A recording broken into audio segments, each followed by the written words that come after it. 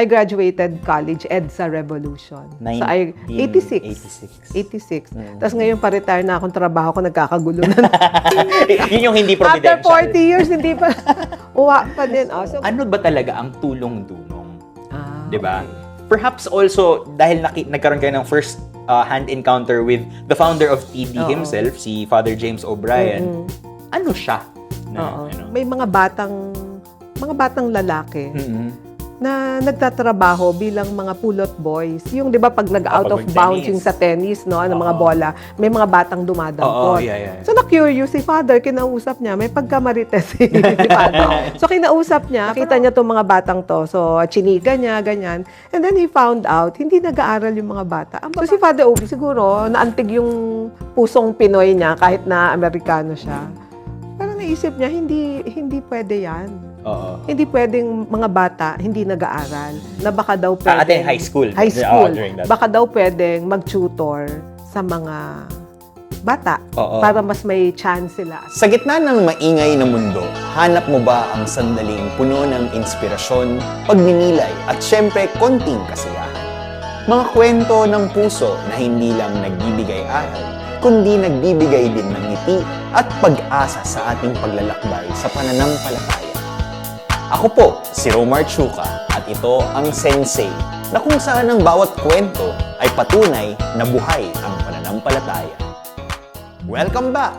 Sa episode 1, nakita natin ang puso't dedikasyon ni Ma'am Meng De Guia. Ngayon, sa episode 2, mas marami pang kwento ang ilalantad. Kwento ng inspirasyon at serbisyo. Ako po ulit si Romar Chuka at ito ang Sensei.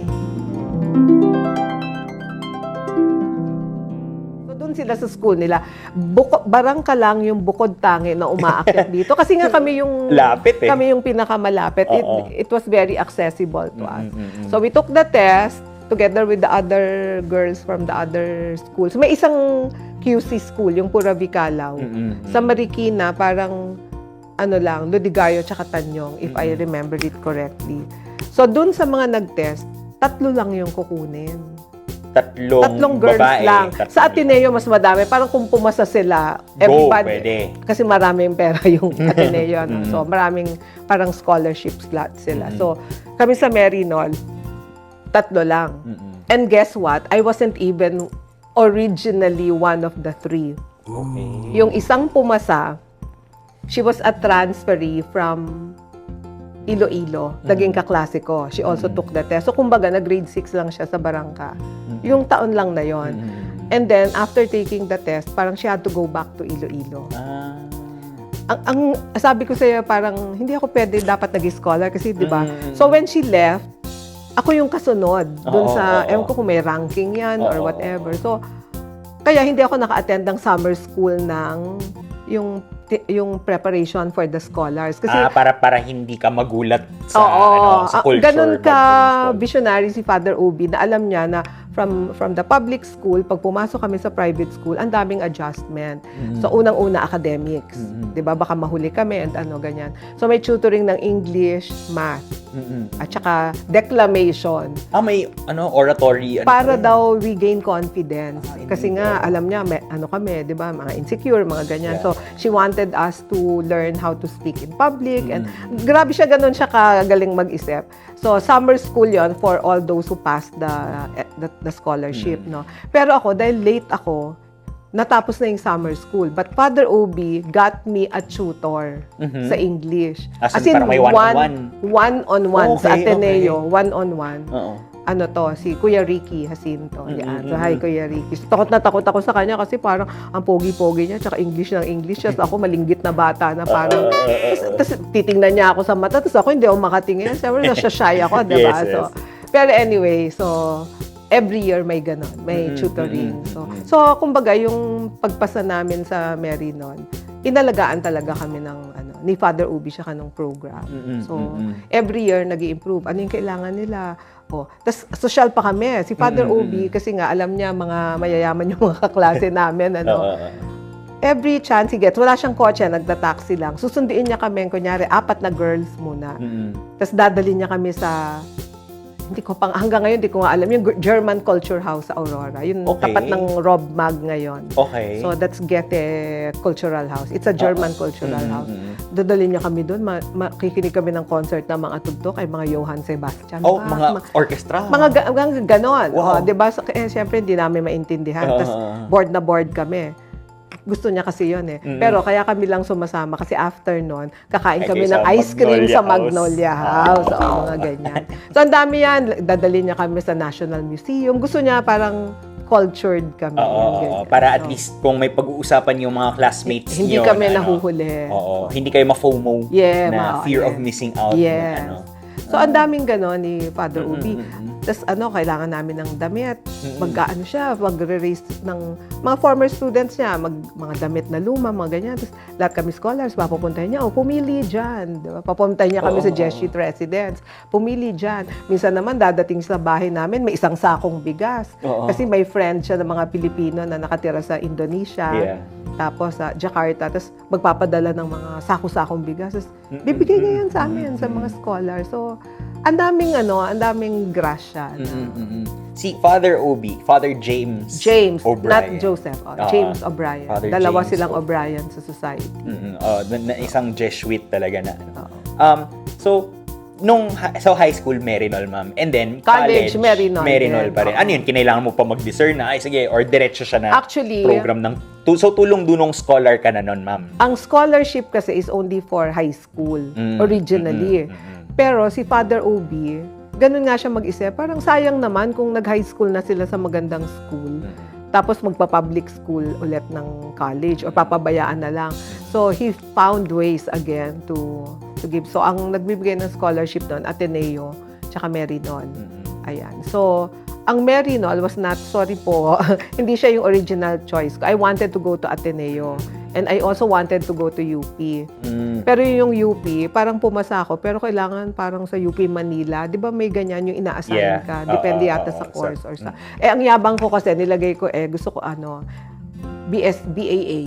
Business Administration and Accountancy. Yung 5 years. Hindi ko alam na quota course siya. I mean, hindi namin alam yung mga ganyan. Banat lang kami ng banat. So, in other words, hindi ako para doon. Yung sa Ateneo, hindi rin ako para doon. So, sabi ni Father Obi, I think you should go to Merinol. So, I took the test and ganon. So, true enough, okay naman sa Merinol. I love Merinol kasi natuto din ako dyan, maging... Kita mo how providential it is also, na I graduated college, EDSA Revolution. So, 86. Tapos ngayon, pa-retire na akong trabaho ko, nagkakagulo na. Yun yung hindi After providential. 40 years, hindi pa, uwa pa din. So, ganyan. So, ang dami kong experiences in Merinol na parang feeling ko talaga, dinala rin talaga ako dito ng Diyos. Tapos yung Ateneo ko. After Merinol, sa Ateneo ko nagturo. Medyo feel bad lang yung mga teachers ko sa Merinol. Why didn't I teach in Merinol? But I think it was kasi more of, I love Merinol at malaki yung utang na loob ko. Pero parang, kasi siguro yung talaga nag-alaga sa akin mula grade 6 ako, mula 11 years old ako, was the Tulong Dunang program and Father Ubi. Parang may gratitude really was yung ganon. So, I'm very grateful to, don't misunderstand that. Yep. Pero, di ba, may ganon parang ako kasi yung panganay ng TD sa mga babae. So, parang I just wanted to give back. Kahit natatakot ako magturo sa Ateneo nun. Kasi alam ko, all boys. Tapos I was 85 pounds. Ang liit-liit ko, ang payat-payat ko. Tapos parang hindi mo alam kung nakatalikod ako nakaharap dahil sobrang flat ko talaga. Yung ganon sa kapayatan. So, pero yon, parang again, it was not originally planned, pero napunta ako sa Ateneo. Tapos tumagal ako ng 40 years. Ano naman yung gratitude ko sa Merinol? My bestest of friends are from Merinol. May barkada up until now, mga galing Merinol.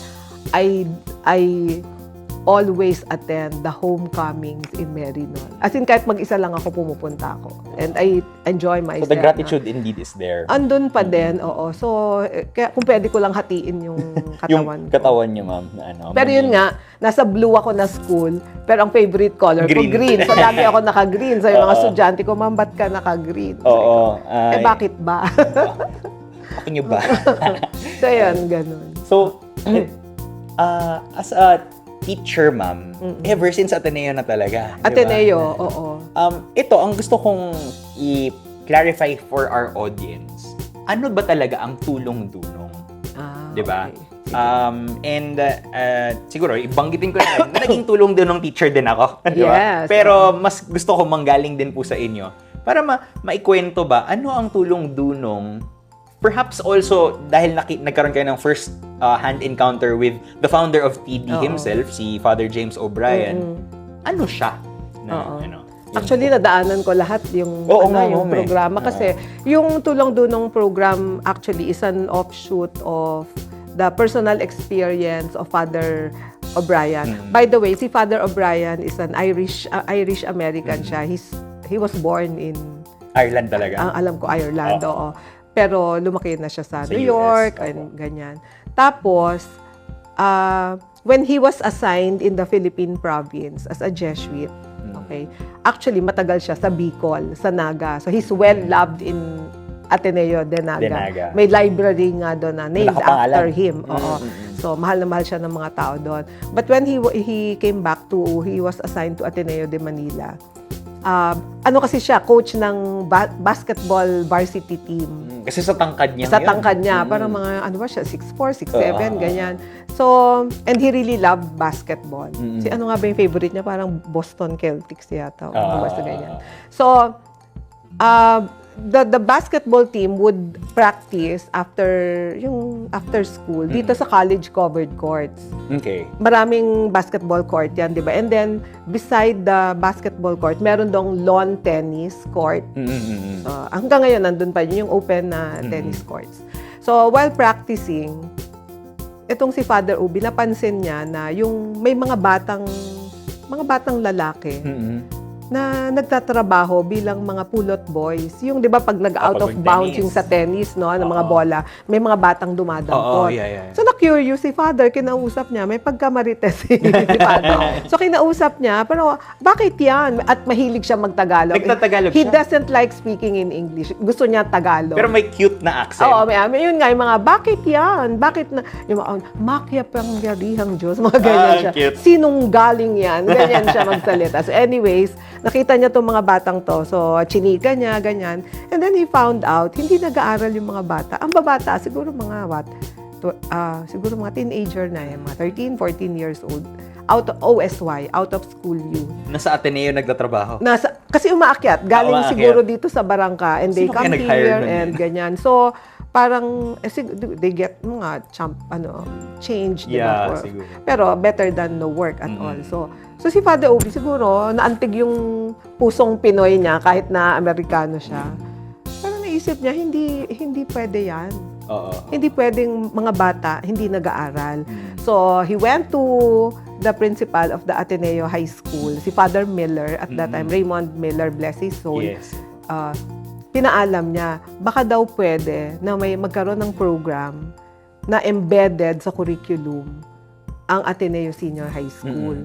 Na baka daw pwedeng... Ateneo High School. High school. During that. Baka daw pwedeng mag-tutor sa mga bata para mas may chance sila at life. Kasi para kay Father Obi, education is the key talaga to, 'di ba?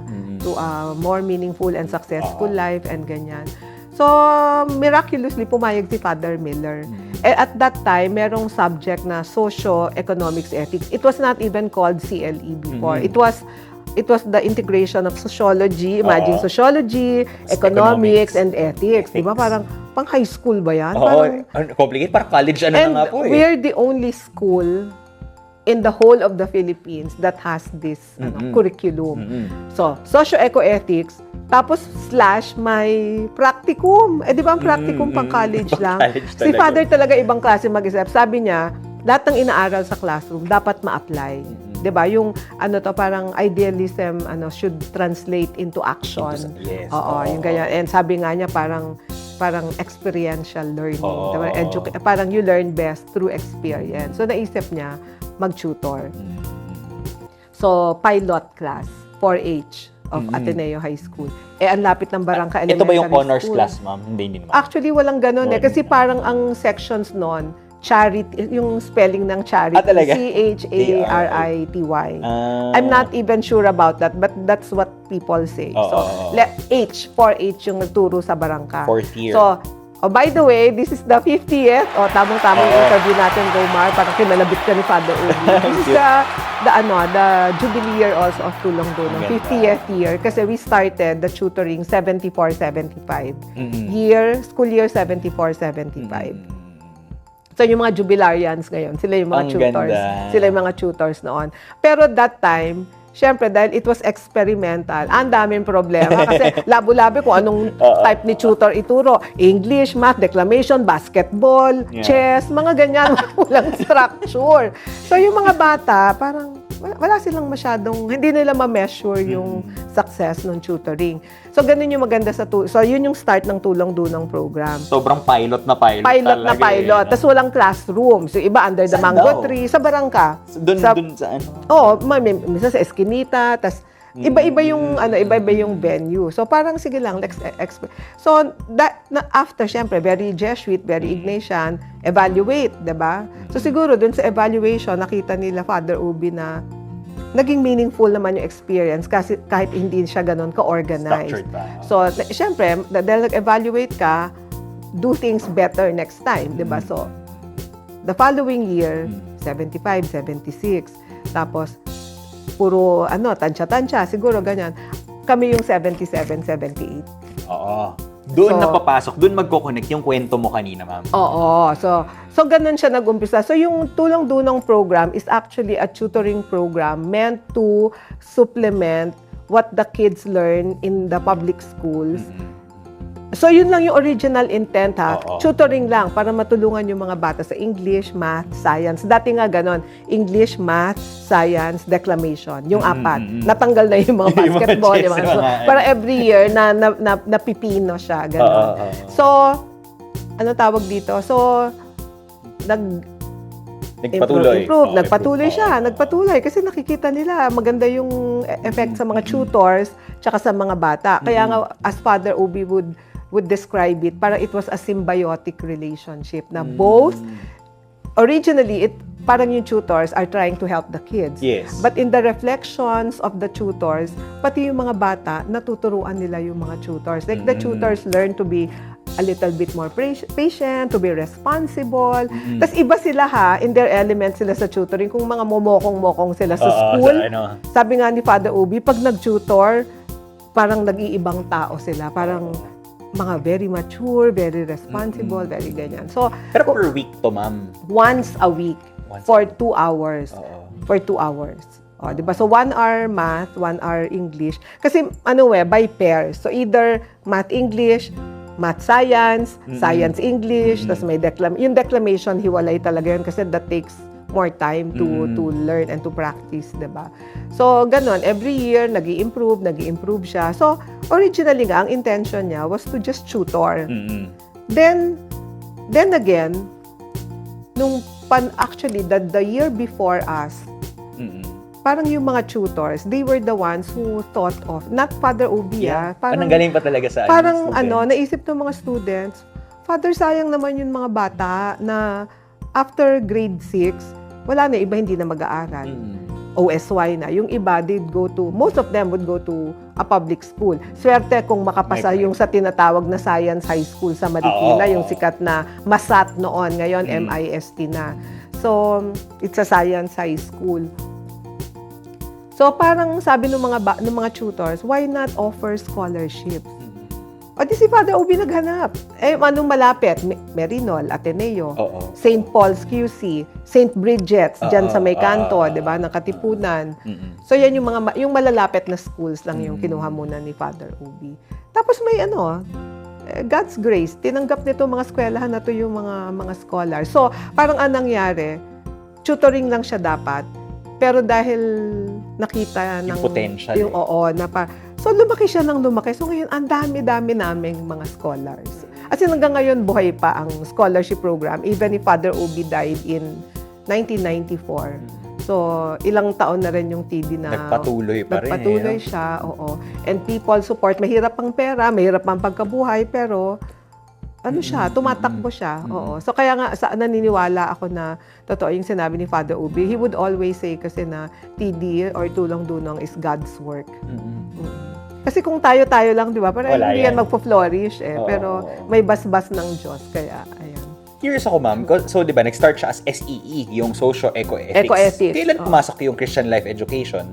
Actually, teka muna ha. Yan Okay lang, hindi naman kailan, pero paano? Hindi eksakto, no? Kasi syempre, minsan, di ba, may mga mandate ang DepEd. Oo. No, na ito dapat yung laman ng curriculum. Eh. Oo. Although we are accredited by PASCO na we can do our own, design our own curriculum, there are times na kailangan mong sumunod.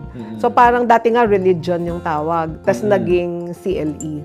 So parang hindi ko na rin maalala ngayon kung paano nag-evolve na after socio-ecoethics, naging religion siya, tapos naging CLE. Pero, I remember, kasi naging estudyante nga din ako ni Ma'am, Ma'am Meng. Kayo socio-ecoethics Social, kayo? Inabot mo pa yun? Naalala ko kasi, we were studying socio-ecoethics, kasi nasusulat mo SEE SEE. Pero may kasamang Catholic social teachings din. Parang, actually, nag-evolve na siya. Dati nga hindi masyado sa Catholic social teachings. It was more of biblical themes, yung TD, yung socio-ecoethics. Tapos dahan-dahan nga nawala yung sociology part. Natanggal siya. Kasi nga I think we're really following the curriculum. Kasi di ba parang high school ka, bakit ka may sociology? Parang nakakalito. Tapos may economics. Although yung economics part kasi ang daling i-justify nun kasi for us to understand the problem of poverty and structural sin.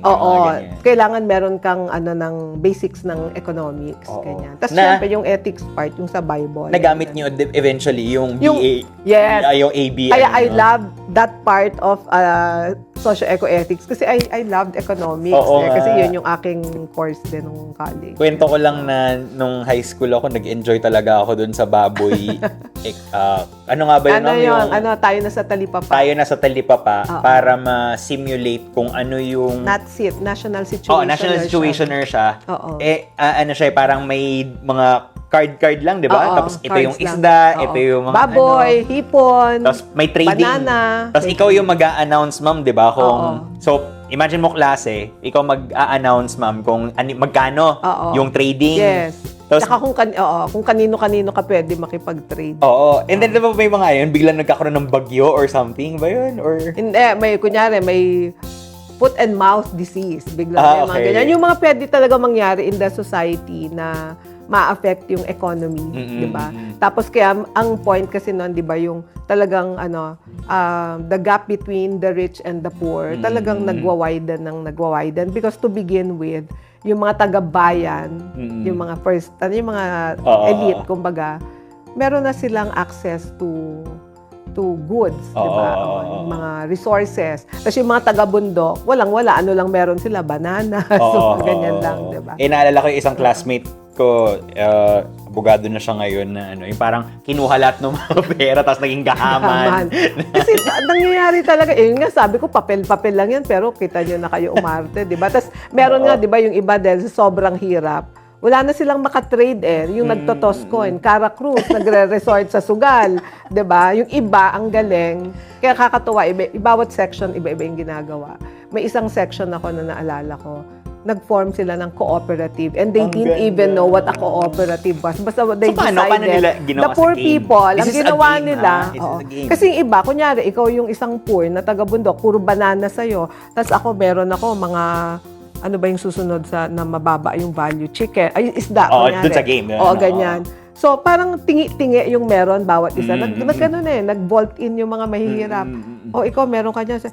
I-pool na lang kaya natin yung resources natin. Tapos, yung may bargaining power tayo. Tulungan. Mas magtulungan. Kasi hindi tayo makakaasa dyan sa mayayaman. Ang ganda, Diba? ang So, ganda. hindi na nga namin ginagawa yan ngayon kasi wala na yung economics Oo, part. oo, But oo. I truly enjoyed that. And I think yung isa yan sa mga memorable activities ng ng CLE. For me, ma'am, tumatak din talaga sa akin yun, yung game na yun. Aside from another, siguro ngayon, mas napag-uusapan ko, yung teaching methods din na meron itong tulong-dunong. Kasi, it's something, for me, it's something really different if you have a perspective from outside na, ano yung tulong-dunong? Di ba parang, proud na proud yung mga Ateneo High School na mga, na nag-TD sila. Oo. Ang hirap kasi i-explain. Oops, wait! Putulin ko muna ang kwento ha. Kami ay magbabalik sa susunod na episode ng Sensei. Ang works of love are the works of peace. So, 40 years kayong nagtuturo as dito. Tapos 50 years ng TD. Ng So, TD. 10 years young pa lang. Pa 11 ako nung na-encounter ko ang tulong. Ang galing. Diba? At saka naghahanap din po kami ng school pala na pwede pa naming i-tutor. Kasi as of this time, at dahil sa program na yan, nakilala kita, Roman. Oh, diba? of course. So proud ako dyan. Kilala mo, ma'am, si Catholic comedian? Ay, student ko yan. Sige, maraming Sige, salamat, thank you, ma'am. thank you.